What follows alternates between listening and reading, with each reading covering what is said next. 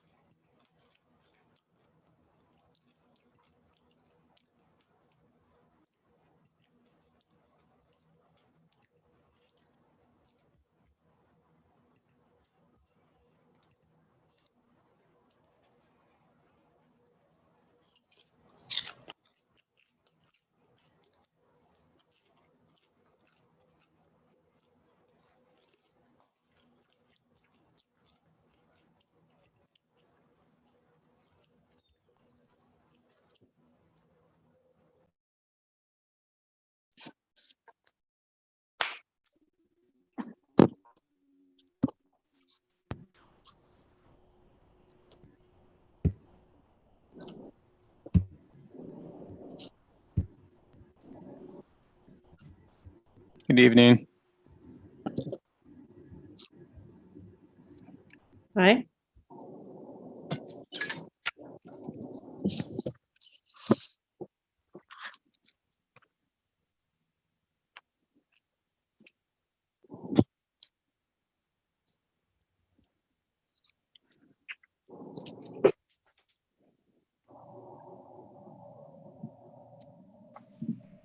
My picture's not coming up though.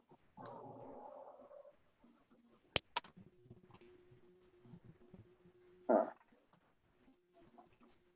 We'll get a picture in a second here. That highlight just came on. If it doesn't, big deal. I'll see that.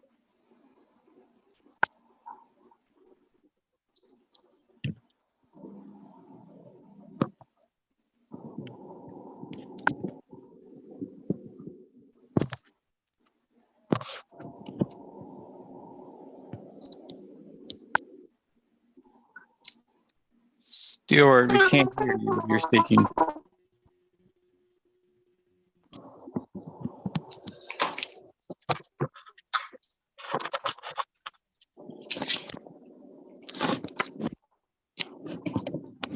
I'll call back in. The audio on my computer doesn't work well, so give me just a moment. Sorry about the delay.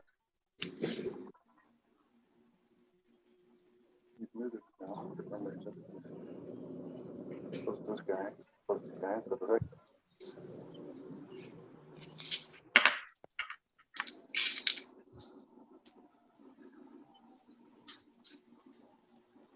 Take the Gordon beyond.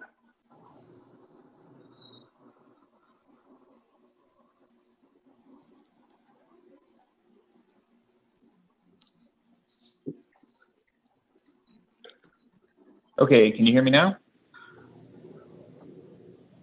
Yes, we can hear you. Okay, good. Sorry, I'm not sure why calling in didn't quite work that time. Good evening. Apologies for the delay. Sure. There.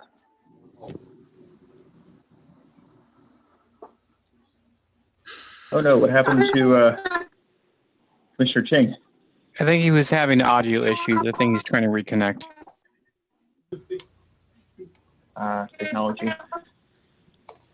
In the meantime, you can say hello to my cat if you see the. Yeah, if you see my my screen tilting, it's because he really likes to bump his face against it. Hope the audio gets better. It's usually from them not getting close enough to the microphone.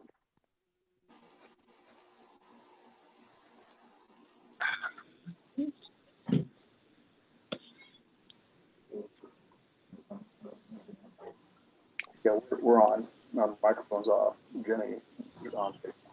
That's probably Ryan. I mean, muted right now. Somewhere.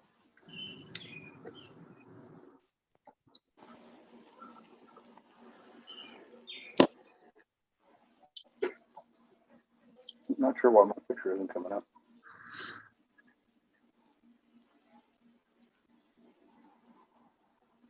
Oh, welcome back, Mr. Ching.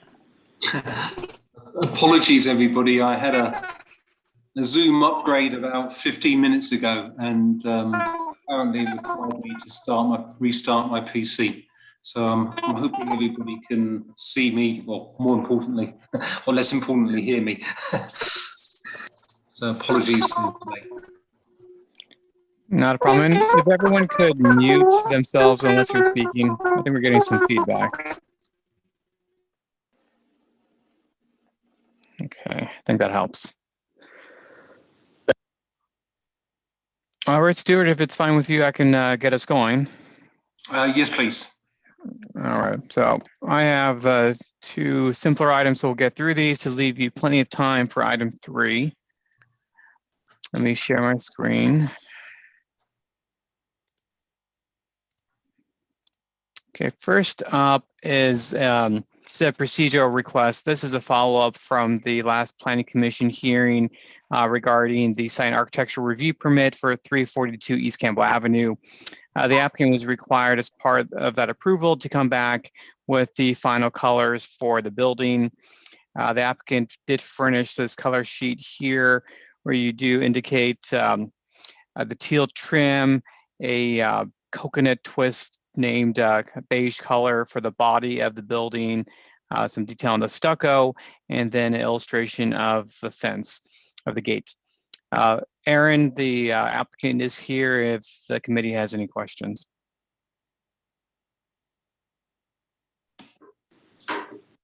Thank you, Daniel. I assume this meets with staff approval. It does. Yeah. Okay. Personally, I think it looks great. I didn't realise it required it coming back to SARC, but I think that looks really good. To know about Commissioner Bookbinder. I think this looks. I think it looks excellent, and I appreciate that the highlights on the metal gate give it a little bit of extra depth that looks even better than in the visualization, which I liked in the first place. I assume that this is the last hurdle, and the applicant will be able to get on to constructing this after this. All right, Thank sounds you. good. Yeah, good luck, and apologies for the delay. Looking forward to seeing the shop open, and best luck with your business. Thank you for bringing this to us. Thank you. Thank you, everybody, for the support. I appreciate it. Thank you. All right, that takes us to item 2. So item 2 is a site and architectural review permit for property located at 1204 Monica Lane. This is to allow a reduced setback for a proposed second-story addition.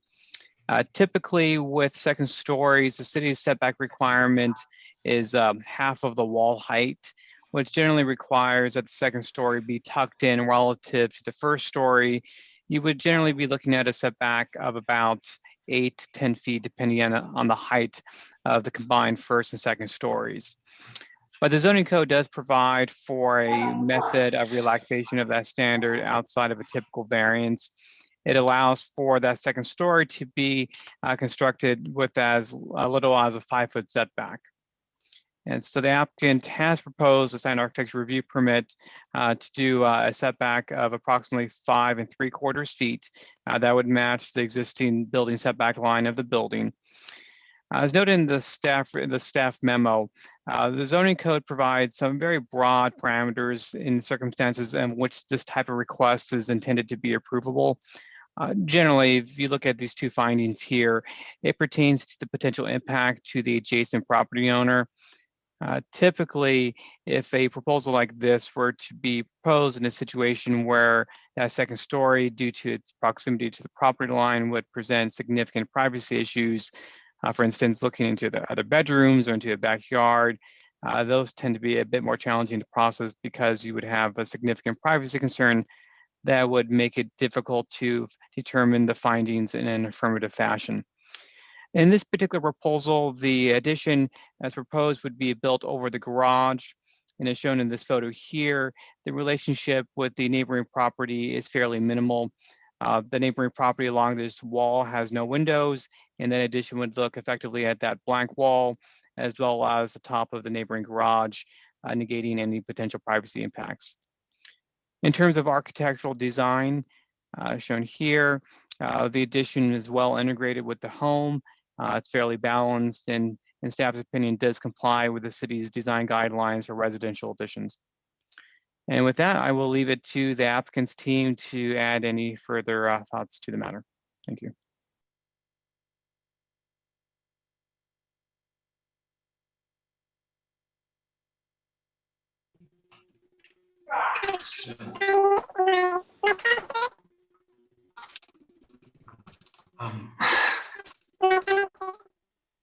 Greg, I think your sound is coming through a bit distorted.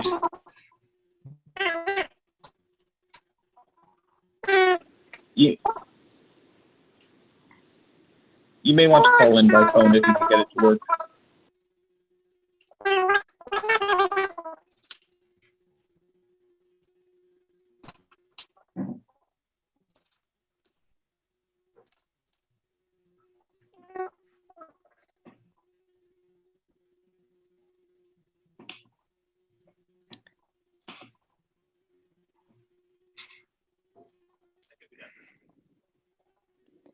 Hey, Ryan, given our audio issues, would you suggest that perhaps we all log out and log back into the meeting? Can you restart the meeting? If you're there.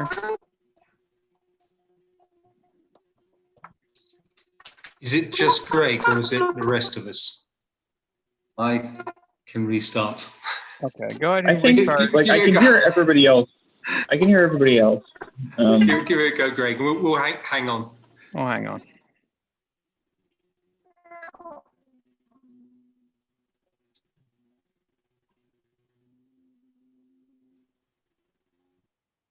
I just wanted to see if our voice is coming through all right. Is that okay? Yeah, you sound good to me. Okay. Beautifully, yeah. Must have been Greg's connection. Yeah, I don't know. That's weird. That's very strange. Has everybody had type of Zoom updates today? Maybe that's what it was. Yeah.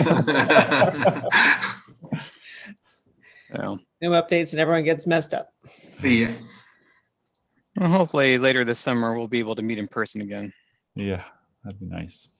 Is Daniel, is any type of update on when that's going to be? I remember it was going to be type of July time. Is that still what the city is thinking? Yeah, I haven't heard anything definitive. I think there are technological requirements. I think under new state laws that the meetings need to be hybrid, so they need to be Zoom capable and physical. So that does present some challenges. Also, we are planning on doing that. I believe so. Cool. All I right. remember those words, Adam.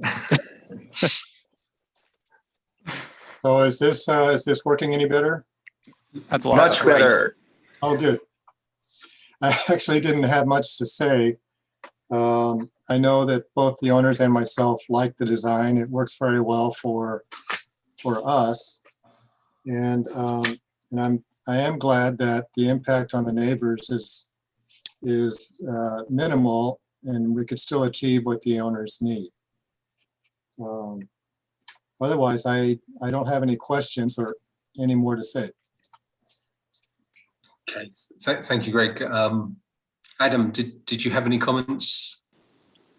The notes I had on this were that the proposed second story looks pretty similar to the other second stories nearby, that a lot of the neighboring houses have a second story that's vaguely similarly proportioned. Which means that it looks like it's, it fits well in the neighborhood. And additionally, as Daniel pointed out, the wall this would be that we would be allowing it to be extra close to doesn't have any windows anyway. I don't see any issue with this. Thank you. Similar comments. My main concern would be a privacy issue, but given the location and the wall it's facing on with the neighbour, it doesn't seem to be an issue. The design is consistent with the city guidelines. Have we had any feedback from a neighbour, or has the neighbour been approached for any comment? Not by me. I don't. I haven't actually. The comments the comments we've heard from our neighbor is that they're just happy we're not moving. They really like us. And to have a bigger place. It sounds like they're setting you up for a barbecue, right? Yeah. Yeah, there will be a barbecue expected. Yes. And I'll add, just as a matter of procedure, whenever the city receives a new application, we do within a day or two send out a courtesy notice to all the neighbors just to let them know. Or our neighbors have mentioned that they got it, and they've Right. Right, thank you. Adam, if there's no further comment from yourself, we'd be very supportive of this from the SARC perspective. Don't see really any issues on this. And Daniel, I guess this comes up for PC review in a couple of weeks, is it? Or Yes, this will come to Planning Commission on June 8th, the next meeting. okay, thank you. Yes, I think we would be supportive of this when it comes up in front of the Planning Commission. So hopefully that goes through smoothly, and good luck with your extension. All right. Thank you. Thank you very All right. much. Thank you very much. Thank you. Thank you. All right. Have a good evening.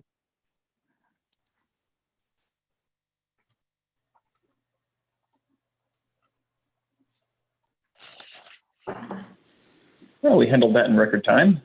Yeah, we did. Let's hope if we can keep that record going. All right. So, hi, Stephen. You've got the big one. That's okay. I'm used to it.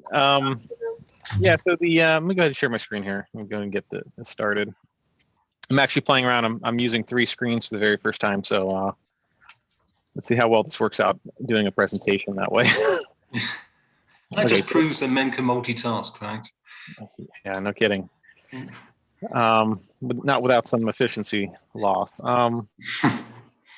Okay, so item number 3 on the agenda, and first and foremost, thank you, and good evening, Chair Stuart Ching and Commissioner Buckbinder. Third item is for a plan development permit at 2575 and 2585 South Winchester Boulevard. So this particular project site, it comprises 2 parcels, which are located on the northwest corner of South Winchester Boulevard and Friar Way, which have a combined net lot area of 0.3 acres. The project site is bordered by a small commercial center, which is dedicated to automotive repair primarily to the north, and a single-family residence to the west. The site is developed with 2 single-family homes, which would be removed as part of the project. The project site is also located within the planned development zoning district. And has a mixed-use general plan land use designation of residential, commercial, professional office. The project site is also somewhat unique in that it is located outside of any area plan, such as the Winchester Boulevard plan, which it borders to the north. The applicant's proposal, they're seeking approval of a plan development permit to allow the construction of an approximately 50-foot tall mixed-use building with 15 apartment units and 3 ground floor commercial tenants, with at-grade and underground parking and associated site improvements, a tentative parcel map to allow the merger of 2 parcels, dedication of additional public right-of-way and new public utility easements, and the abandonment of existing public utility easements, a tree removal permit to allow the removal of 10 on-site trees, a density bonus to allow the reduction in required on-site parking, and a variance to allow the placement of a new utility pole. Got through it all there. And just in terms of some ground rules, and just as a reminder, as a housing project, it's important that we recognize that there have been a number of changes to state law, which have made it more difficult for cities than ever in the past few years to deny projects. Under the Housing Accountability Act, the project may not be denied or conditioned to lower its density unless it is found to be in violation of an objective general plan or zoning standard, or result in a specific adverse impact to public health and safety, which is like a whole separate conversation, perhaps.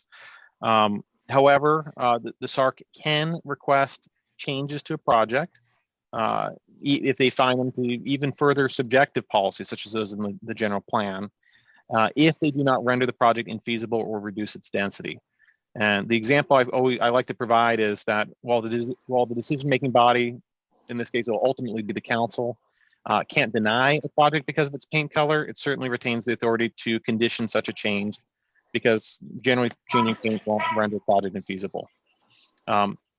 When you're going through the materials, if you have any questions at any time, go ahead and ask staff, and I'd be happy to provide some insight whether or not a requested change may be diminishing the development potential of the project in some way that we could be running to dangerous territory. As a density bonus project, which I'll also mention, which is a whole other set of bodies of law under state law, the project also qualifies for up to a 35% density bonus, as well as a reduced parking standard in exchange for providing 11% of the total units, or in this case, 2 of the units in the project, 2 of the 15 units, to very low income households. The project also qualifies for 2 concessions and unlimited waivers, but as presented is only seeking reduction in the number of required parking spaces. So to assist the SARC, these mixed-use projects, we tend to request the services of the city's consulting architect. Smaller projects like the ones we just saw before us that Daniel had presented, we generally don't. But on these projects, we did decide that we should hire the city's consulting architect or city's architectural advisor, Mark Sandoval, to help provide a report to provide a more well-rounded and complete analysis of the proposal. And that report that was prepared covers topics of site and building orientation, architecture scale and massing, neighborhood compatibility, parking and pedestrian circulation and landscaping, fences, rails, lighting, energy conservation, and even project signage. So while the project plans which are included in tonight's packet are responsive to the feedback provided by the city's, are very responsive to the feedback provided by the city's consulting architect. For example, they raised the ceiling height from 9 feet to 12 feet. They established a better relationship between the windows on each floor, particularly between the commercial ground floor windows and the residential windows up above. And they also had removed long vertical bands of windows, as well as hardy plank siding, all at the suggestion of the city's consulting architect. But with any proposal, you're going to have differences of opinions between architects, and this project is no different. And so we spent the majority of tonight's report really focusing on points which might warrant further review, recognizing that there'd be a difference in opinions in the design approach between architects. And really, I try to summarize this as best as I can. It's a little bit laid out, a little bit. This is kind of a succinct view of a lot of really long points which are made in the report. But we're kind of touching on these topics of whether or not should the north elevation be more articulated. That was one of the biggest points that was made. We have this kind of longer, flatter, unarticulated wall that was being picked up on. It is an interior wall. That elevation would be facing another potential building in the future. But it was raised as a point. Should we have a bump out? Should we be talking about balconies or railings? Some type of architectural feature at that area. And as kind of an expanded point, whether or not the end corner apartment unit should be stepped back, or that the deck areas be realigned to try to, again, activate that north elevation, or at least in regard to the deck areas, better aligned with the floor plans of the apartment units. The consulting architect had also raised a question, and I'm gonna skip over here in a second to the site layout of the project, which I think will help us tackle these last 3 points. Should the internal staircases be rotated 90 degrees? Should the entry for residential units be more interesting? And should parking spaces be eliminated for a separate trash room? Actually, because we're on the slide, the area that's highlighted in red over here, hopefully I'm using the right screen here. This is actually the residential entry. So the idea, sometimes when you have these mixed use projects, you'll provide some type of different treatment for that area, so it's a little bit more pronounced. So the residential entry is otherwise defined from the commercial ground floor. I don't know if that is something that we want on this project. That's one of the points that was made by the consulting architect. And then on the next slide, I'm going to tackle the 90-degree thing and the elimination of the parking spaces. So here we're looking at the site layout. Effectively, the mixed-use building would be located toward Winchester Boulevard side of the property with at-grade parking behind. And as we're looking at here on the screen, the project would have 3 commercial tenant spaces at the ground floor along the front facade, with various utility rooms and storage areas located behind. These yellow circles that we're looking at here, these are the staircases that the architect is picking up on, commenting, should these be rotated 90 degrees or not? So it's actually interesting that this came up as a discussion point, because I think Gordon's team will probably recognize that as staff, I think that they had originally had a different layout where it was maybe more parallel to the street. But in response to staff comments, so even before reaching this point, we've been working with them to massage this plan to get it to the state that it's in. And one of the comments I think that we had raised was, can we turn the staircases so you actually have more storefront glazing along Winchester Boulevard? So by rotating these 90 degrees, you'd create more of a kind of a dead zone along Winchester, which we were cognizant of as staff, because we're concerned about the viability of these commercial tenant spaces on the ground floor. So the consulting architect is pretty much suggesting these could be rotated, which might create better floor plans further up, and maybe I think they're also saying more interesting facade treatments, but that's really what they're touching on there. So let's see if I can track where I am here.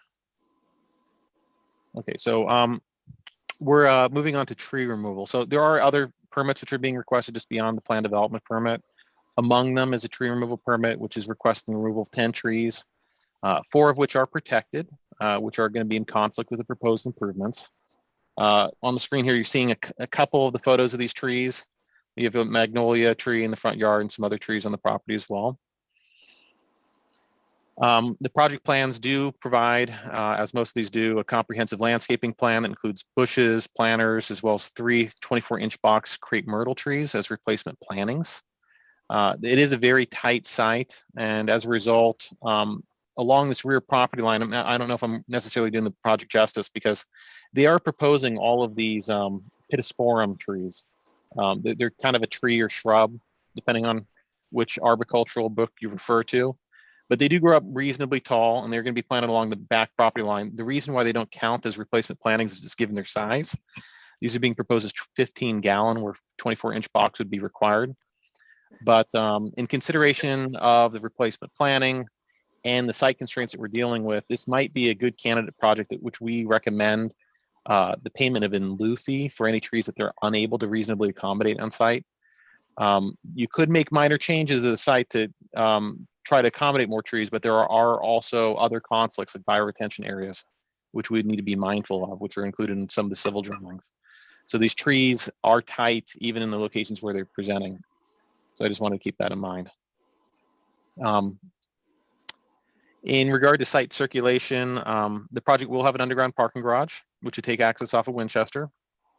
And it will have a reasonably steep ramp as well, about 19, nearly 20% approach angle, leading up to a sidewalk at Winchester.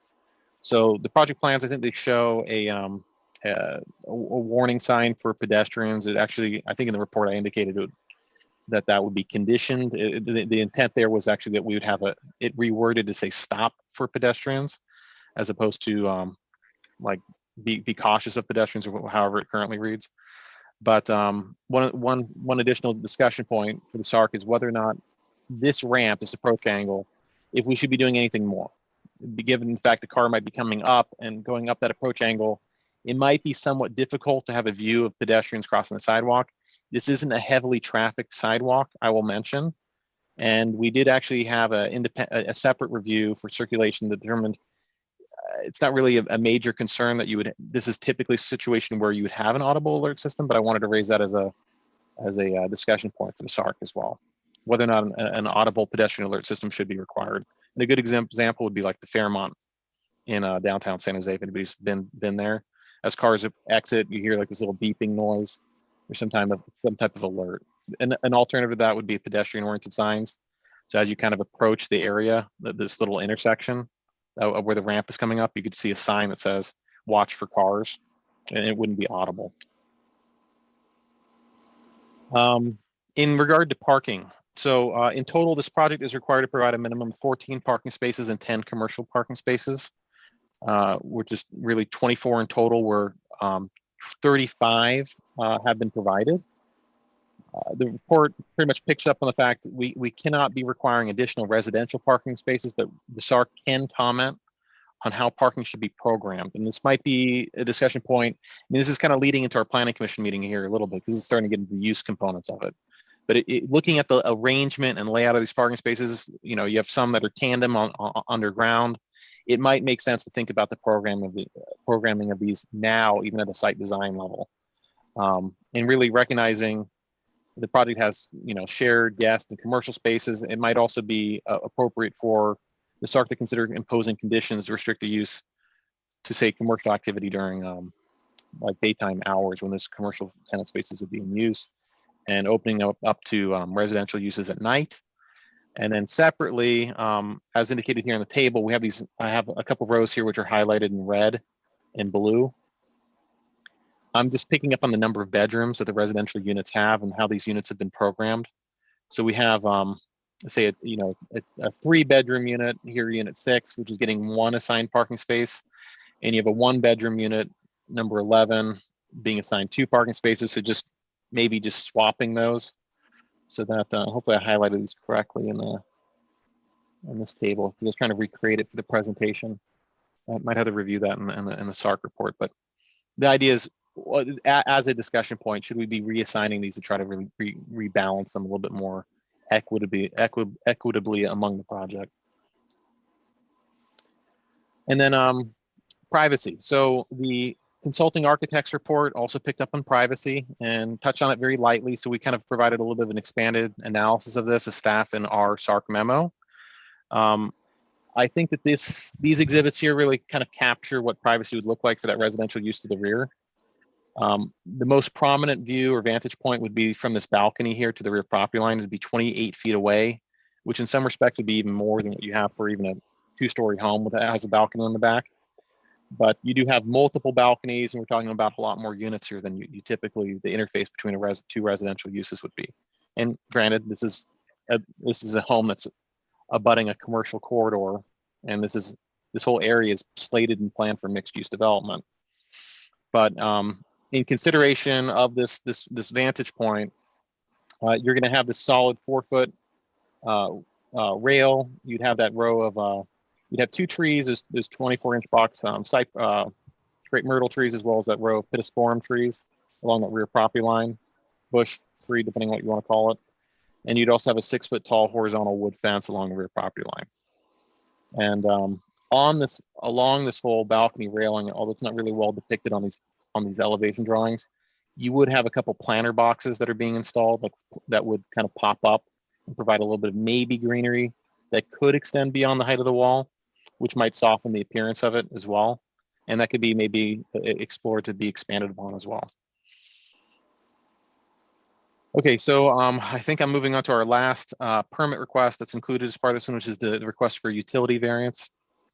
And really to facilitate the undergrounding of all overhead service and frontage lines, the applicant's proposal is requesting a variance to allow the placement of a new wood utility pole. This is really required because the poles close to the site will have transformers on them.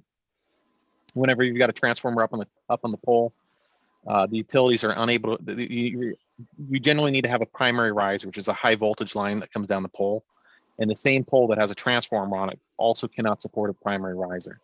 So for the very purpose of having a primary riser come down a pole, the applicant is needing to have a new pole just to provide that service. But the whole site, as it's currently being proposed right now, would be underground with all overhead lines, even frontage lines, being removed. So on the screen here, we're looking at 2 different potential approaches. Granted, these haven't been reviewed by PG&E yet, so they need to go to PG&E for engineering. But the idea would be to kind of put the new pole between these 2 properties, kind of off-site, and either relocate the existing transformer onto the new pole, and then underground from the existing pole, because it would then be free, or simply add a new pole and a riser off of that new pole and underground that whole length to the project site. Now, because in this case, the applicant is really more or less complying with the city's undergrounding policies, where they're pretty much undergrounding to the extent possible on site, and it's really kind of a technicality that they need to add a pole at all in order to provide this undergrounding, the required undergrounding. Staff were kind of recommending that we leave it open-ended. If they want to go with either of these 2 approaches you're seeing here on screen, if one's a greater cost consideration to the applicant, we'd be supportive of either approach. That said, option 1 probably does result in a slightly better aesthetic impact, because you do result in the removal of a couple additional lower voltage lines, but you do also relocate a transformer, kind of an uglier feature, to a new area, which might be impacting a different neighbor that didn't have that feature before. And with that said, and in conclusion, and all of the considerations made by the consulting architect, I have a couple discussion points here on screen. I can touch on each of these in turn, but I'd also like to provide an opportunity for our applicant to also speak, as Daniel had with his projects as well. So we want to hear from Gordon Gordon is our consulting architect. I also see Jenny, it's indicated as Jenny Chen there, but I imagine they'd like to speak. So we want to touch on them real quickly and then. Thank you, Stephen, and that's great. I thought the report was extremely comprehensive, right? There's a load of stuff here, and thank you for this. This helps. You know, there was just so many areas, and one point I was slightly confused with was what had been actually adopted following the city consultant architect's recommendations. So that's helped clarify it. So thank you for that. And please, if the applicants would like to speak, that would be great. Hi, how are you doing? I'm Gordon Wong, the architect. Got next to my wife, Jenny. She's also working here as well. But yeah, we've done a lot of extensive research on this location in terms of circulation, egress analysis, facade studies, sun studies, discussions with the neighbors, multiple reviews with Stefan Rose and all the other consultants involved with reviewing it. This is probably, honestly, I think around the 8th iteration of what this project has come from. The challenging part is moving, the movement of the parts is really in terms of like adjusting the stairs, looking at 90 on there would inevitably cause another 100 hours of work because it goes all the way up and down the floors. It'll affect the parking spaces. We have pretty much understood the extremity of how much work this project can cause in terms of perfecting it so that we have proper parking, proper civil landscape, PG&E and so forth. So we put a good amount of effort into getting every single comment and addressed as many issues as we could to get to this point. We know it's not absolutely perfect, but in terms of what we were challenged with, we feel this is a pretty good basis. We're hoping that if there are any future things that need to be addressed, like the residential entryway, if they can be conditioned to allow us to move forward to building, because what our biggest concern is that if the building continues to move, it's harder to develop, because if we were to dress up the front entrance and suddenly the comment changes that we need to move the entrance, then we would have wasted all that work. So it's kind of the back and forth that's making this project so challenging. We're trying to get everyone's information as upfront as we can, that way we can address it rather than redoing. That's been causing a lot of trouble because the project's so complex. That would be the most helpful in terms of this meeting. Yeah, anyways. Fill me in.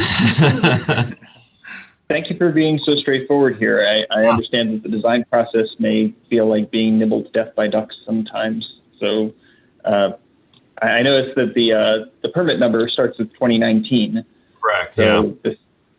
I was not even aware this was being developed. I think, is this the first time it's actually gotten up to the SARC level? Correct.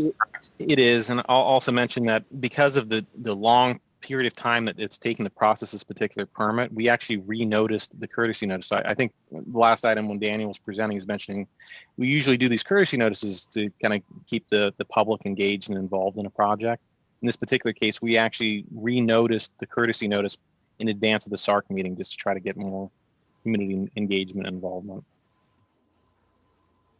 And we have personally met with the neighbors and personally walked the site and tried to reach out. We did flyers and pamphlets. We got most of the concerns from the neighbors and what they wanted, and this is how the conclusion came out to. Mm-hmm. Thank you. Yeah, maybe start with some general comments, and then I think Stephen was putting up particular issues on this or areas for comments. Stuart, I can barely hear you. I don't know if it's... Can you hear? Sorry, can you hear me now? Yeah, thank you. Yeah, sorry. So I'm not in my usual place. We're actually on vacation, so I'm in an apartment here. So excuse the noise if you can hear things going on in the background. Yeah. So the first comment, I think you guys have done. Looking at this, given the size of the, it's less than an acre, if I'm right in thinking here. I think it's you've done a great job. Right? It is different. It is imaginative. In a very difficult space. So that was the first thing I thought of on this, right? And then I read the consultant architect's report, and I think at the same time I thought he came up with some very valid points on there. And in my back of my mind was some of those points I thought were good. But also how does this impact the overall cost of doing the development, right? So you don't want to make it prohibitively costly. And I also take your point about the number of iterations. Let's get everything out there so that you know what are the open items, right, and what needs to be closed down. So with that, I don't know, Adam, do you have any just type of general points before we go on to the particular issues Plenty. that was put up? Yeah, I have a couple of notes here. And also, I'm not sure exactly where the line is between letting the applicants know some things in advance and I should save it for planning commission. So if any of this is out of scope, like, please let me know.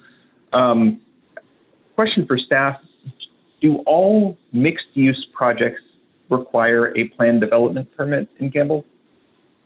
They do, by the very virtue that the only zoning district which can support mixed use projects is the PD. I mean, you could have CPD or PD that could support it, but you could not have a site and arc permit advance because that doesn't support mixed use zoning, mixed use land use designation. So yes, long answer is yes. Okay. Okay. So how does requiring a tree removal permit work with the HAA? Is it sort of like we're conditioning things as opposed to being able to block it? So like we say you have to pay an in lieu fee, but we can't say, you know, because of these 4 trees, you can't build here.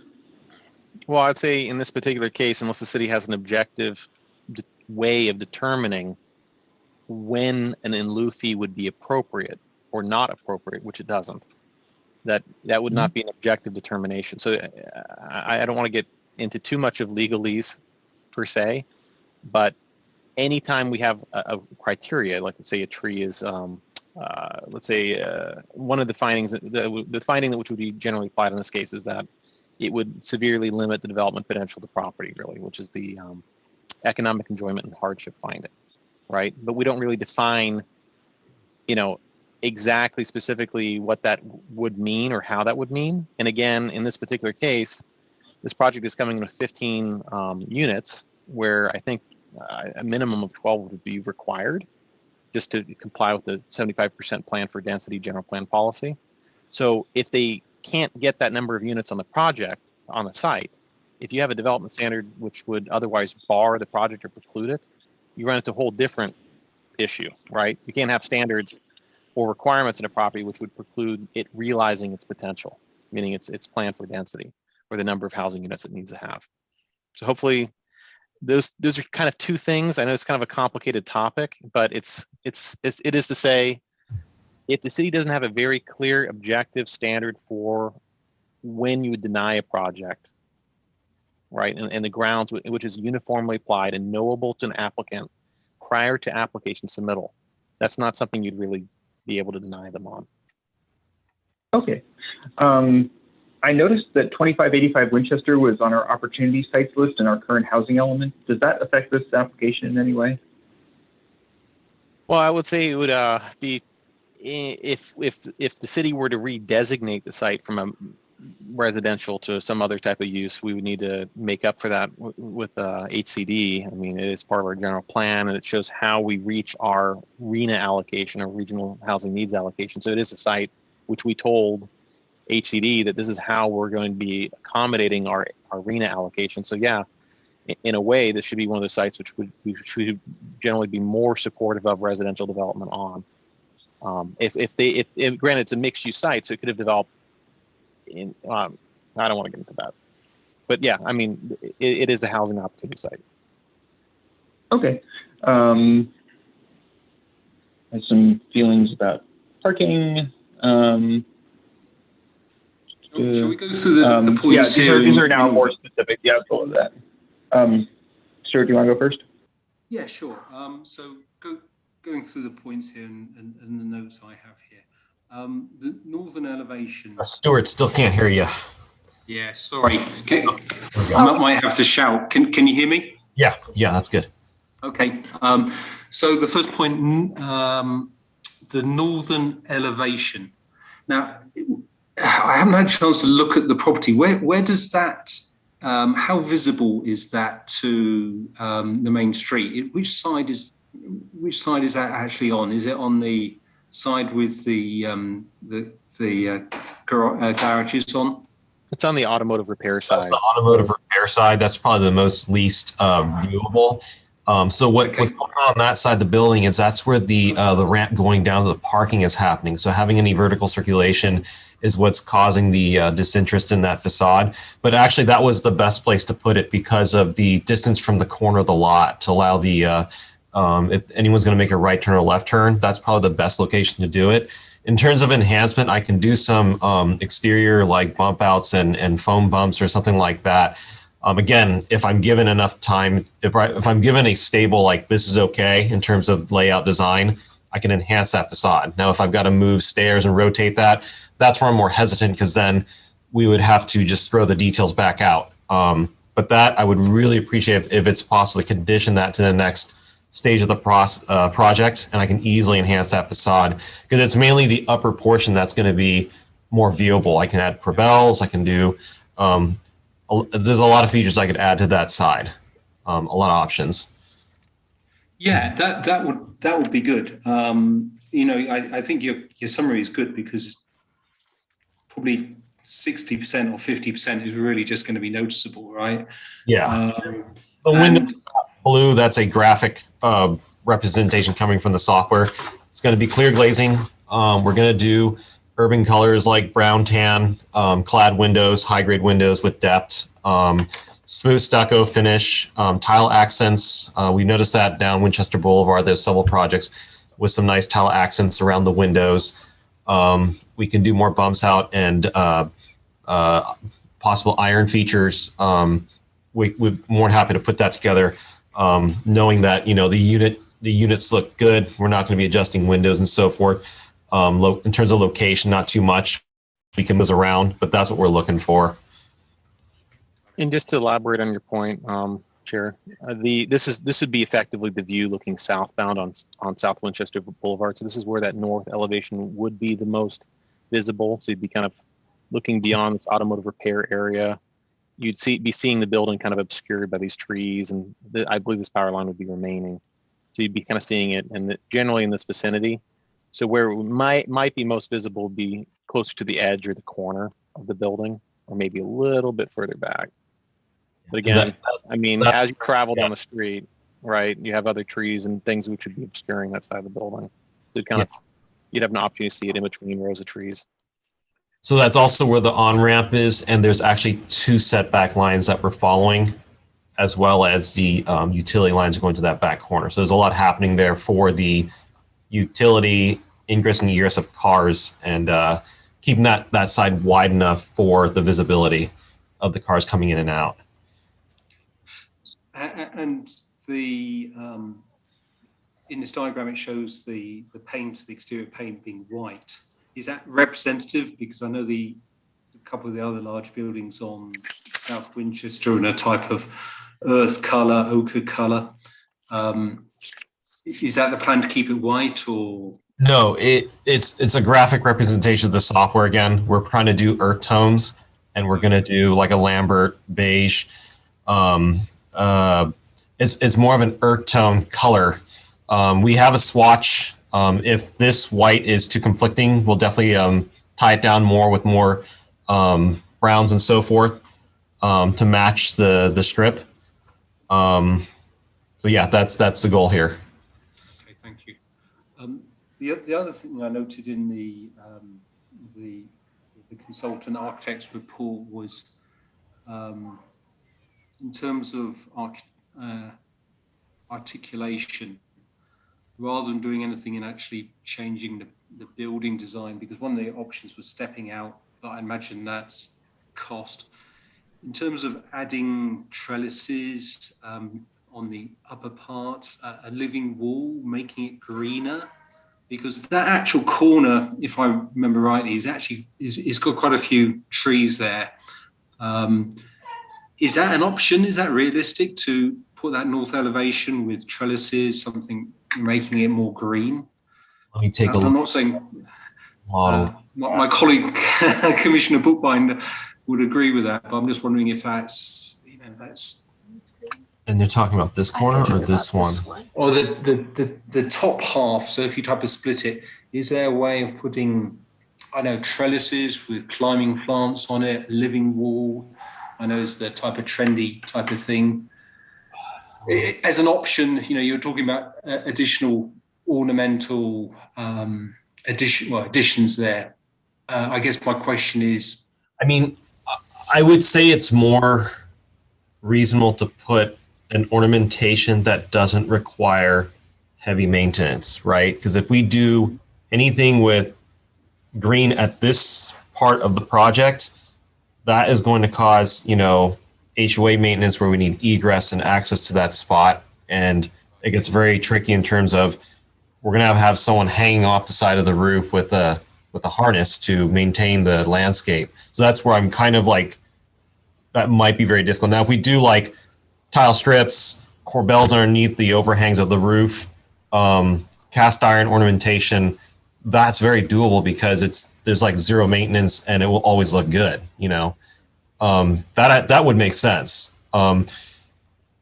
Anything like green related, maybe at the first floor, crawling up the side of the that on-ramp cover, totally do it, and it could get some green in the bottom area. Yeah, you see how they have on the first floor? That's very manageable. We could definitely figure out that with our landscaper. And there's another project on Winchester that has the cast iron and the tile on like the second, third floor, and that's what we were thinking. Okay. Personally, I would like that if it was on the, and I'll shut up in a second and give Adam a chance to speak on this one. Greening it along the first floor. I understand. I was thinking about how practical is this if it's higher up, right? It's going to be expensive. But something along the first floor, which is maintainable, I think that would be good personally, right? Just a personal opinion. Yeah, not a bad idea. Yeah, sure. But I like your ideas about adding, I hadn't appreciated, I thought it was going to be white, which might be okay, but you're thinking earth tones, you're thinking additions to that. I'll give a more thorough swatch list when we get to that. I'll provide that. We have a bunch of earth tone swatches we can put in there, and that's what we intend. Yeah. Okay. Thank you. I'll let Adam comment. Yeah. So just generally speaking, it sounds like you'd like to hear as many related opinions at once as opposed to having to come back, and I am totally on board with that. From where I stand, I get that we request a lot of articulation, and it seems like ornamentation fills the role that articulation is supposed to, providing visual interest and so forth, and is not required. It seems like it's a lot less complicated and expensive to do, to put something interesting on the outside of the building as opposed to making the outside go wobble, wobble, wobble. I'm in favor of that. So the idea of, put tile strips or some kind of design on the outside so that it looks cool, but doesn't require, doing something incredibly complicated and expensive to the building. I am very much in favor of that. I think what's kind of deceiving is the elevations don't show how much articulation's on this facade, but the 3D model does. If you guys are interested in seeing it, it is ridiculous. The facade is like, the amount of undulation is incredible. Yeah, I don't want to make you guys, I absolutely do not want to make you guys go back to the drawing board on any of this, but honestly, if it would be easier to build with ornamentation instead of articulation on the front, and Stuart or Stephen, tell me if I can't say this, I'd be perfectly happy to have an ornamented rather than articulated, facade of the building, especially if it would make it more constructible. Like, the last thing we want to do is make things more difficult for you guys. Yeah, you can kind of take a quick shot here. This is the facade, how articulated it is. Wow. Yeah, that makes. It's extraordinary, the proportions. Yeah. You see how this is the driveway, the ramping here. That's what's causing the flatness of this side, but I'm saying the ornamentation here makes sense, and we can get the green on the first area here. But when you see the articulation of the facade, it is out of this world. It's not. Yeah, it doesn't show up in a straight elevation, does it? In an elevation, exactly. It's like, and I can't make a moving set of drawings, but if you look at it in a 3D perspective, it's like, oh my God, And once someone drives by it on Winchester, it's something to see. Yeah, That is very that would definitely be worth, if that could be included, that illustration in the packet for the Planning Commission. I think that would help them understand it a lot better. Because yeah, it's not flat at all. It has so much articulation, and it really blends in. I mean, this shape of this lot is completely obscure. It's nothing of a rectangle, but we made the best of the rhythm in the roof. You see it, and the facades are really like, the scale of it is perfect for this location. It's not overwhelming for the neighbors. You can see the houses here. They are very, very accurate to scale in terms of the size of this building to the articulation of each corner that we're trying to put together in little pathways. Each one gets a little cute storefront. There's 3 of them. They're perfectly proportioned in this spot. And that's what's so hard. That's where the hours are going. And the amount of appreciation to the design is so hard to show it on paper. But when someone's rotating in the model, it's like, this is something special, you know? And we've been stressing this to the client, and I don't know, my words can't really put it into what it really is. So yeah. Yeah, I mean, It's a very lovely building. Thank you. We tried so hard on this one because I'm a local businessman.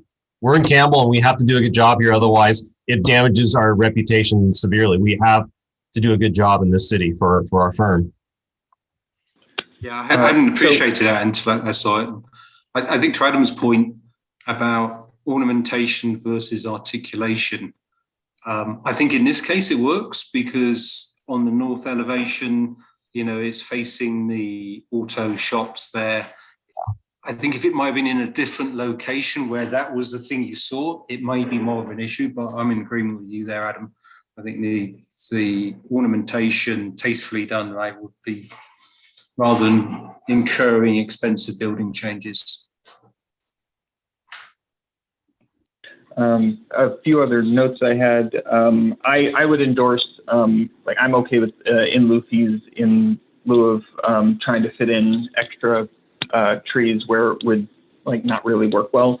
Like, I can very much see that you're trying to do as much as you can with the space, and there's not like a whole lot of leftover room.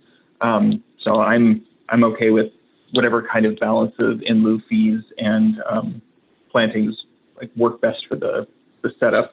I definitely endorse there being balconies. One of the benefits of living in a multifamily building is that you get cool views, which you can't get in a single family home. So I think that's really great that you have those.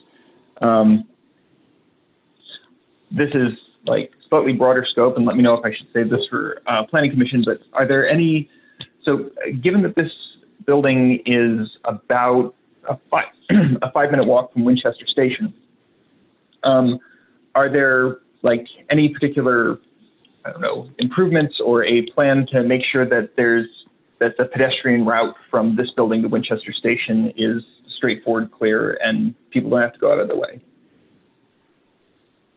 I can touch on that. So, I mean, there is a pedestrian sidewalk crossing a little bit further to the north. So there is a direct path of travel from this project site via sidewalk, via crosswalk, via sidewalk to the light rail station. So I don't think there's anything else being proposed this time, like a flashing pedestrian crossing or anything like that. But it is already captured, and there is a fairly accessible path of travel here. That is something that we do look at on some of these projects to just make sure that there isn't like an ADA ramp or something like that we need to upgrade. This particular site will be upgrading its on-site ramp as a corner lot. So they'll be upgrading these the curb gutter sidewalk along the project front edge, particularly at that corner. So they will be doing some ADA improvements, but that's mostly like to the south. All right. I had a couple comments about, and I'm guessing that Stuart knew this was coming. I have a couple comments about parking. So it says that you're looking for a reduction in parking. I think I may be misunderstanding this. Is it a reduction in parking from what would be required without the density bonus? So let me go ahead and revisit that part. We actually went through and realized we didn't need it in the end. We have one extra parking from the calc. We were initially we were going to use it, but then in the end we realized we didn't need it. We have one extra. And then on the parking spaces, when we were adjusting the plan, we forgot to swap the 2 spots for the 3 units and the 1 spot for the 1. That was just us getting too tired. We were okay with moving that around. Okay, so like. Yes, I see the conflict. There is no longer, although there is a reduction in the number of parking spaces, there's not a parking mod per se. So state law grants through a density bonus application a reduction from the city's parking standards. So where typically residential units would need to be providing more parking because of this particular project's proximity to light rail, it follows a state density bonus transit oriented standard of 0.5 parking spaces per bedroom, right? So this project is code compliant in terms of its number and allocation of parking spaces. However, our notice language does include an indication that it is a density bonus to allow reduction in parking. Just to clarify, how are they using their density bonus for the public's benefit? Okay, because as I understand it, there's 11 more parking spaces than are strictly required according to our commercial and density bonus modified parking standards.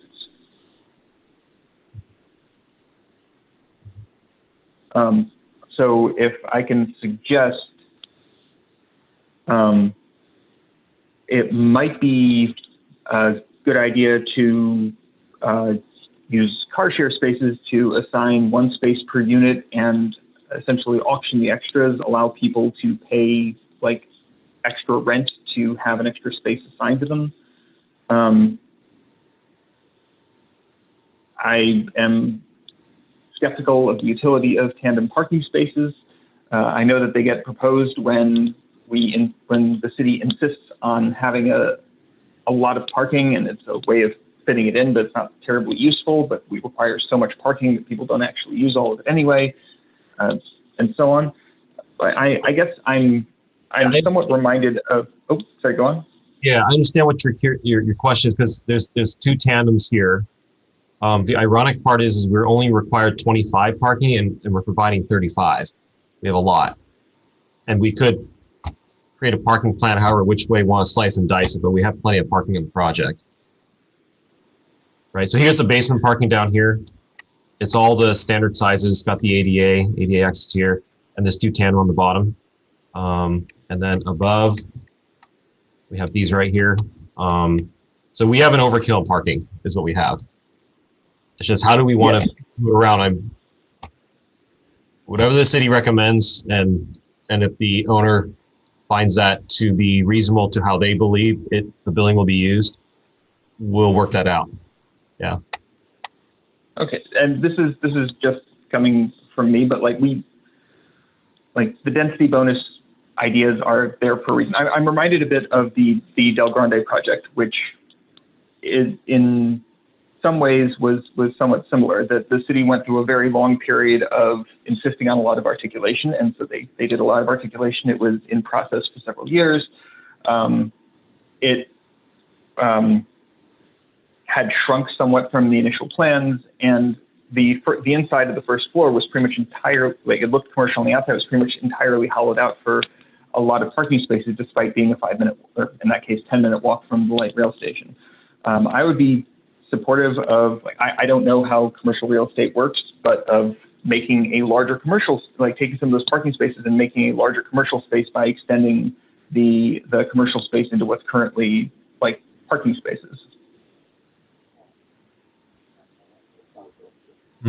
I do believe there was a reason why we ended up, I think it was the flexibility of having enough at-grade parking and also subterranean parking that caused this. And that's why we have so much parking, but that was worked out during the development of this project. So I'm hesitant to move it from what it was like on the other side. The last thing I want to do is delay this. So, Steve? But I can also offer some insights as well, if I may. Commercial tenant spaces are heavily reliant on parking to be viable. So the way that this parking program is generally laid out right now is that you have all of your residential parking underground. Correct. It's kind of a clear differentiator between your commercial and your residential parking spaces, with your commercial all occurring at grade.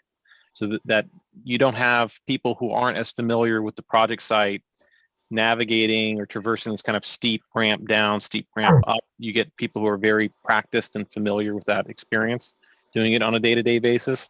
And you make the at grade, accessible, easy parking spaces attractive to a commercial tenant. Yeah, there's always going to be a balancing act. The other thing which we'd raised is that if we reduce the number of, you need 10 parking spaces to be code compliant for the commercial component. That's assuming that we're parking this thing at a speculative retail standard of 1 per 200 square feet. If we reduce that, it would, in theory, should reduce the square footage of the commercial spaces, unless, again, we have a parking mod or something like that to reduce it, because we'd be sub parking, unless we're counting parking spaces underground to make up for the commercial parking requirements, which kind of, then you have these two different uses sharing the same areas. And these are just some additional considerations I just wanted to throw out there, just FYI. Yeah, no, that's a nice summary, Stephen. I think the fact is differentiated between the residence being below and the first floor being for retail. I think it's a good idea. I get where Commissioner Bookbinder is coming from on the planning. I think we have similar minds, right? At the same time, to your comments, Adam, I don't think we want to cause delay with further design changes there. And I will, if I may, offer one other point, because I did take down as a note the idea of paying extra rent for those additional parking spaces for residential. That can be programmed. Actually, I can think of a project that actually had that. I believe it was La Valencia here in Campbell. And at issue there was they kept raising the price of those to the point people stopped using them, and they started parking on the street instead. So, and the solution to that would be to charge for street parking. Yes. Gosh. But I realize that's a list. On that particular project, I think the city had actually ended up forcibly causing a revocation of their land use entitlement to try to compel them to do the opposite, to no longer charge for those parking spaces. But I can see the argument both ways. I mean, if you are a responsible property manager and you're pricing it appropriately so people are using it, but if you price it high enough, people don't use it, and then it defeats it. It can become a self-defeating, like where people start parking elsewhere to try to save on costs. So, but you're right. I mean, there's definitely utility value. One household might not need it, that extra space, and they get assigned it, right? Then what, right? Then you have an extra wasted space. So, I mean, with Tandem in particular, it's important that probably be assigned to a single unit. Well, I think the biggest driving motivation to having this many parking spaces is to assure the neighbors that we have more than enough parking on this project, 10 plus. And when I was able to tell them that face to face, and I said, here's the parking count, here's what's required, we have this much over, that calmed them down. Because I think they've seen maybe behind the Winchester Plaza, there's a lot of apartments, and they're seeing people park on the street, and it's coming onto their neighbors what they're concerned about. And that's why we're trying to say, we're raising the density higher here, but we're providing so much parking that it should encapsulate the whole project. Thank you for telling us about that. This is, and I don't think this applies to this particular project at this point because, it's designed and so forth, but I find it like, I recognize like wanting to be a good neighbor, first of all, but it does disturb me, the idea that we may wind up making it so that there's less room for businesses and less room for people to live, in order that neighbors don't feel so worried about their free on-street parking, which they don't own. It's the street. I really hope that we can adjust these incentives coming up. Yeah, I get where you're coming from, Adam. Maybe a bit beyond the remit of this this particular review here. I completely get where you're coming from. I'll hop down off my soapbox here. Sure, if you you're okay with us expanding commercial, the owner would be very happy about that. You tell me what we're allowed to do. And then, yeah. That'd be great. And I'm not sure if it'd be beneficial. Would you like me to return to the slide capturing the discussion points? This is so we can continue to. I was going to please. say, yeah, I think we've the parking one. If just finishing on that though, what I'm hearing from Gordon though is that I was slightly confused here. You were saying if we were to use some of the parking spaces and use that for additional commercial space, that would be an issue because you'd have to do your redesign. But then I've just heard you say you would actually like that. I'm saying if we were allowed a reduction on the commercial spaces to expand the commercial units, that would be beneficial to the project. But that it's a double-edged sword because then the neighbors might think there's not enough parking spaces for those commercial units, right? Because right now we're trying to separate the residents and the commercial units parking, right? And that's what's causing the inflation of parking. It could be something as simple as the commercial unit owner gets to park down in the basement with the residences, and maybe they can get a non-tandem spot, and then we can get the commercial spaces out of here and then expand the commercial unit. It could be one way, and it would also help structurally on the building because right now I'm cantilevering concrete over those spaces. Yeah, I would be supportive. Like I realize that's a bit of shuffling, but if that would mean less space for cars and more space for business, I am in favor. I would be in favor of that if you can arrange that. I think if it wasn't too much trouble for you guys to put that as an option for the planning commission would be useful. It would be useful as long as we can condition it into the building submittal. If I have to go through another round of planning work, that's where I think the whole entire team is going to start pulling their hair. It's going to be really tough for us. Yeah, no, that would be. Yeah, the last thing we want to do is put you through another go round. I can assure you that if you condition it in, I can make it look the way that you expect it to look, and then get the greenscape in, keep the building at a very favorable scale that nobody will have a conflict with, keep it within the footprint that we've initially designed. I can definitely handle that. And Stephen, would that still meet the city's guidelines on the number of parking spaces for commercial and residential?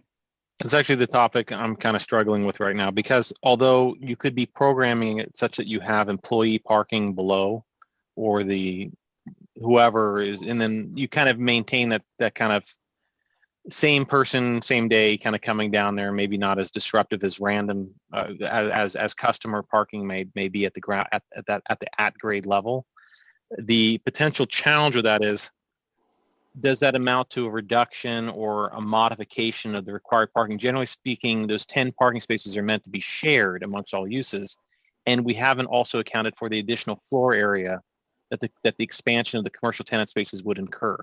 So the project is currently parked at 10 for 10 based on the current square footage of the commercial area. If we enlarge it, it's going to be, we're going to be saying 10, but 10 balanced below with like maybe 5 or 6 above with 4 below, or maybe more below. But then how much square footage are we talking about? And then what's the over under? So that's something that would require more analysis, and that's something that we would need to understand. We couldn't necessarily condition it because we need to make sure that's included as part of the public noticing, so that we're indicating whether or not a parking modification permit is required, so that we're entitling the project appropriately or not. So we would need to actually see the impact and see the extension of that area, or at least understand the area that we're talking about not to exceed X square feet, so that our over under is not met. Is not exceeded. But it's something we could study. I mean, but I don't know if it's something we could study without delaying the project. I'm looking at the parking analysis table.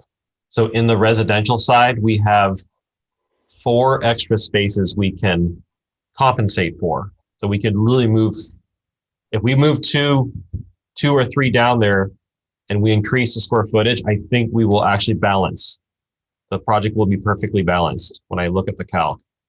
And But you're also adding floor area that you need to account for. that's with the addition of the floor area. I believe we will be balanced. We have that many spaces. So if that's something that makes sense and you condition it in, I can figure that out. If it doesn't pencil out, I will keep it at the correct number. I won't enhance you see what I mean? I won't surpass the amount that the code allows. That's what I can assure you. So for my benefit, just commissioners, as we advance to say the planning commission level. So my question to you would be, the concerns of the architects team of making revisions that may or may not come to fruition.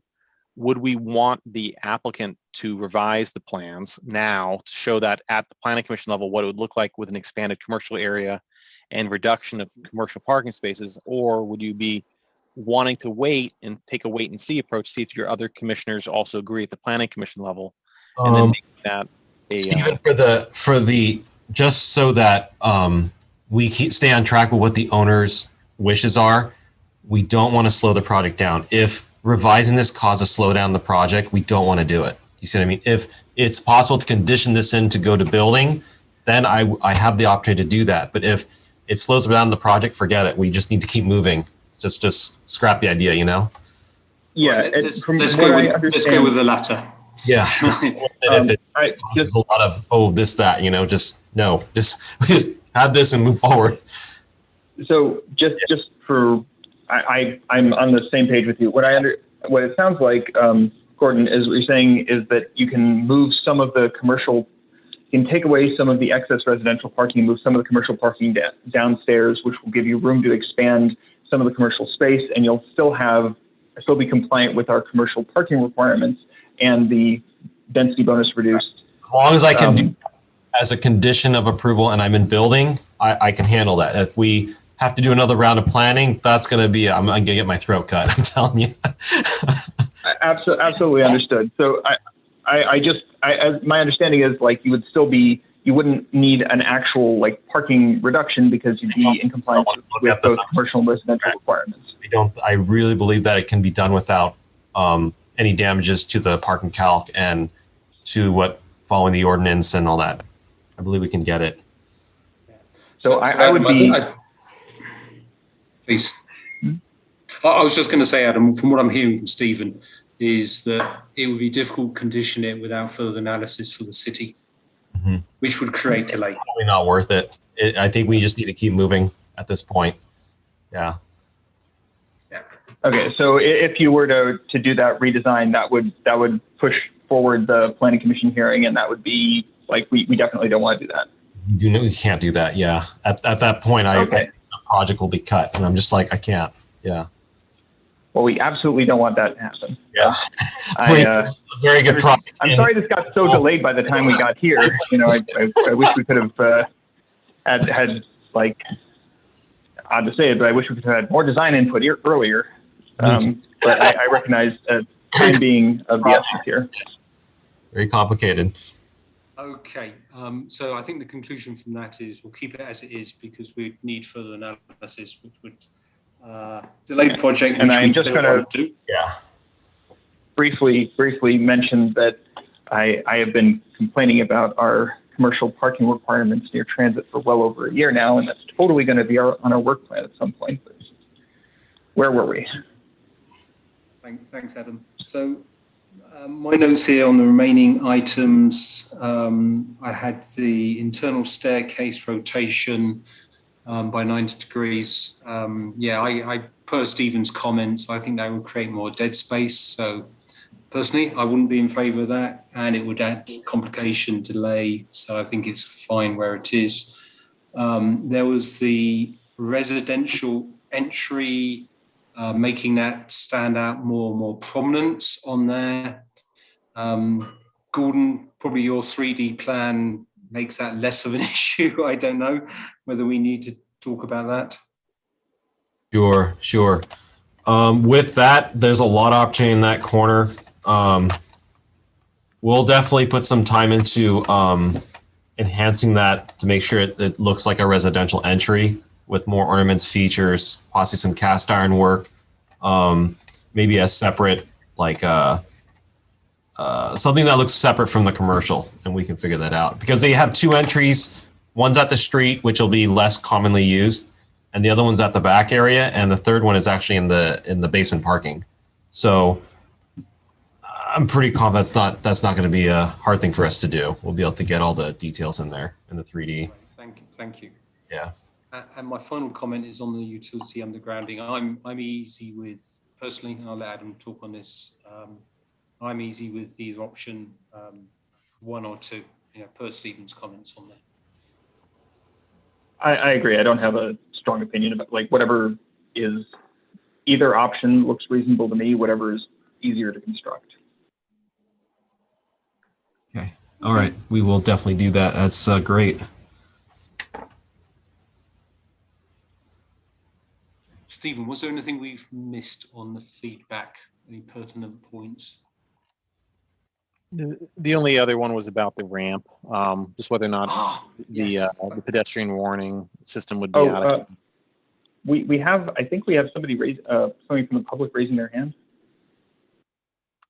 Me check. Give me a second here. Can't see anybody. Joseph begins with a G, and I'm not going to try and mangle it. Hey Ryan, are you able to see that? I don't see it on my particular Zoom screen. Maybe it's a Joseph. Jim and Yanni. Jim and Yanni, I'm sorry. That's okay. I could only see half your name on my screen. Oh, yeah, I know. I didn't choose my name. It's a long one. Yeah, I couldn't hear part of it, but I do like, they are going to underground something along Winchester Boulevard. Is that correct? A couple of poles? Well, they would be undergrounding all overhead utility lines on the site as well as service lines for the property. Great, because good, because I know you've done a lot of work on Winchester undergrounding. I just want to. They would be, and I'll just go ahead and expand that to say they would be adding one new pole, but that's required to facilitate the undergrounding. Okay. I was going to say I appreciate the fact that they put in a pitched roof, because so many developers now it seems to be very boxy. So I do want to compliment them on that. Now you can't please everybody, but my favorite would have been a clay tile roof or something, or a tile, but maybe it doesn't fit the architecture that they desired. But I'm glad it's not boxy anyway. I'm glad there's a pitched roof there. But can I just understand why they didn't go with tile? Yeah, absolutely. So on this project, we did a sun study for that back roof area, and it's got a pretty, it's almost like a long slope slide, right? And the, the amount of tile that would go on the roof would up the weight quite substantially. What we're trying to do is keep the roof lighter in weight and also get a standing seam so that we can properly mount the solar, the photovoltaics on there. It's like an engineered roof material. To mount that on the clay tile would be quite challenging. So this is probably a better way to probably maintain the building in the long run, the longevity of it, and also, just better for the overall weight of the building, maintenance and building. Oh, okay. I understand. It's very handsome material. It's really nice stuff. Oh, okay. Yeah, probably the pictures don't do it, the full justice, I guess, but. Okay, I'll wait and see what it looks like. I'm glad it's a pitched roof anyway. I'm tired of these boxy stuff that I've seen all over the valley. You're probably the nice commenter I've gone, so I appreciate it. Thank you. Okay, thank you. All right, bye-bye. Thank you, Joseph. And thanks, Stephen, for the other 2 points. I would prefer audible warning because it's a 20-degree ramp, and people do have a habit of shooting out of those drives, or they would be going into Winchester, which would be interesting. But personally, I would like that. And my last one, my usual question is, how much bicycle parking or bicycle things, lockups? As a cyclist, right, I'm always frustrated. There's never a place to, and as there's commercial retail. Yeah. What do we have? I saw something on the plan there, but we got that bicycle squiggle at the front corner. and it is 3 spots. In front of commercial unit number 1. Yeah, if you want to share it, Gordon. Right here, we got a little pad sticking out here. We figured it was along the route or all the transit and so forth, so we located it there. So that could get 1 bike in. Is that right? That's 3 bikes, yeah. 3. 3. Okay. I obviously used them wrong. Okay. So, and again, if this would cause any kind of delay, I wouldn't endorse this, but is it possible to replace some of the extra underground parking with a bike room or something like that? Yeah, for employees commuting in? Yeah, we could. I'm just wondering which one's more valuable, the parking or the bike parking, you know? But yeah, it is possible. It could be the tandem spaces that we look into. Yeah. There's space here too. Oh. There's space. Again, it's an idea, and I absolutely do not want to make anybody delay the process on this further. Okay, thank you. And I would agree. Also, I would agree with Commissioner Ching about any kind of audible or visual alarm to make sure that people, to think about pedestrian safety at the entry and exit points of the underground garage, especially if people live there and they're very used to going in and out. Definitely good to add some caution there. Okay.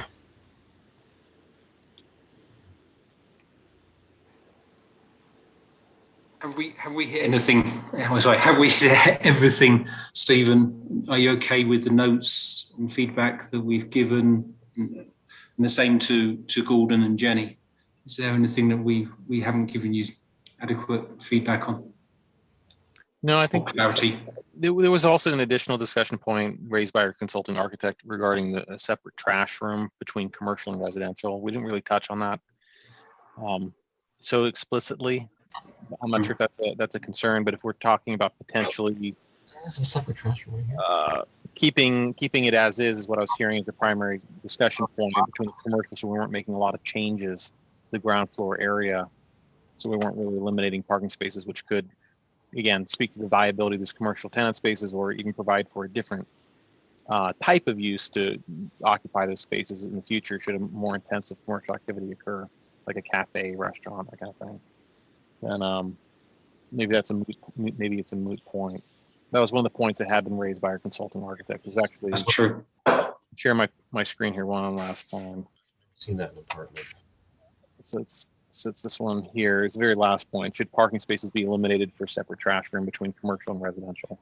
It's possible. And I can go back to the floor plan potentially here. So this is the I'm losing track of where I'm at here. So this is the existing trash room here. It's like this blue arrowed area. Both residents and commercial users would be using the same trash room. You can put it here. I actually think that's not a bad idea. Oh, but they have to pull it out of the basement. Cannot. Yeah. We took space from the utility. Let's see. Yeah, the type of gut feeling, if that was possible without causing too much problem, having a separate area might be a good thing, especially if it was a cafe and you were going to get a lot of food.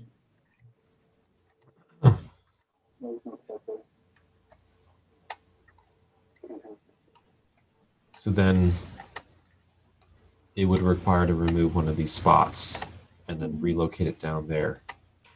That would actually make it work. But they're also saying the location of this should be at the front.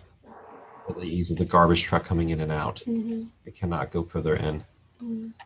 Okay, should I share a screen with you guys to kind of analyze that? Sure. Okay, so this is where the current trash is right here. This is the at grade parking lot. Here's the entrance in and out. We reviewed it with the location where we should put the trash should be somewhere near this driveway entry here. So it would most likely be, we could leave this one and we could put another trash here or possibly next to this one right here. but then we'd have to relocate one of the parking spots below. Yeah. Because I know of the commercial, we need all these, right? You'd need 10, a total 10. So we're providing in excess of that, but you have ADA spaces, clean air access vehicle spaces. There's other building code, accessibility code requirements, which all are coming into play and requiring a different mix of spaces to be in that area. So we have to be cognizant of all that. You also have that transformer area at the back.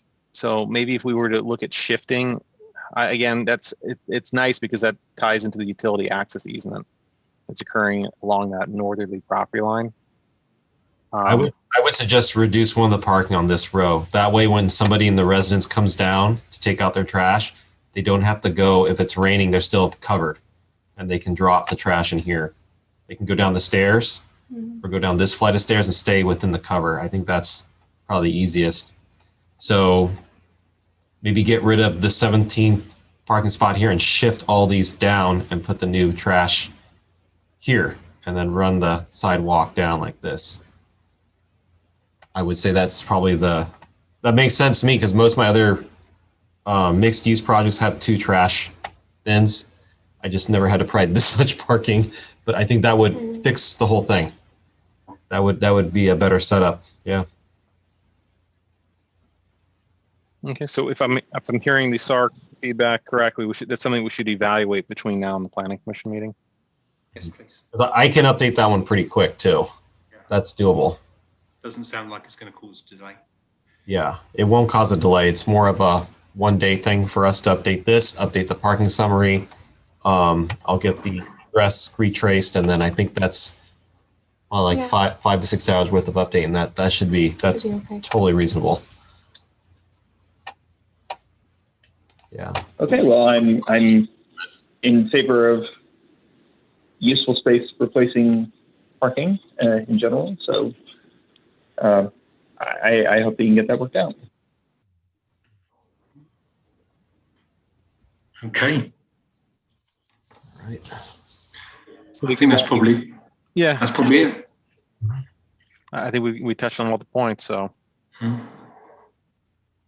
Okay. Well, thank you, everybody, and thank you, Stephen, for the comprehensive report and help here, and Gordon, Jenny. I know we've gone into a lot of the detail here, but I think, speak for Adam here, I think it's really looking forward to this this development. Certainly, that 3D plan really helped bring it to life, and congratulations on doing an imaginative project in a difficult space. Thank you so much for the kind words. And I'll add one more thing, if I may. I'd spoken with Jenny just before this meeting about presenting the 3D rendering. It might be beneficial just for the Planning Commission meeting if you guys could just maybe record your screen, just doing a 360 a video. I could provide a hyperlink. I could provide a hyperlink in the staff report so that people could do that rotation. View a hosted video or something like that. Yeah, you can actually do a fly through the building. It just was taking the PDF, but if I do a video, I'll send that to you. Yeah. I think that would be beneficial. I'd just like to thank the applicants for doing their very best to work with the city. I hope that you will. I wish you success with this project, and I hope the next one is easier to develop, and that we can learn from everything here. So thank you for bringing this here, and look forward to seeing you, Planning Commission. Yeah. Thank you so much. We really do Yeah, well, we appreciate everything you guys are doing. Yeah, we appreciate it. That's why we chose this location to do business. So thank you so much. Okay, that's great. Appreciate it, and look forward to seeing it in a couple of weeks' time, Stephen, on the next planning committee. It's going to be the second meeting in June, so we actually have 2 items, both almost nearby on Winchester, which we scheduled for the same meeting. So it's tentatively, I'll say it's tentatively scheduled. Always depends on turnaround plans and responsive comments, but it'd be the June 22nd Planning Commission meeting at this time. Okay. Thank you. Okay, thank you, everybody. Thank you, Stuart. Thank you, Binder and Steve. Okay. Thank you so much. Thank you. All right. Have a good evening. Okay. Cheers. Bye.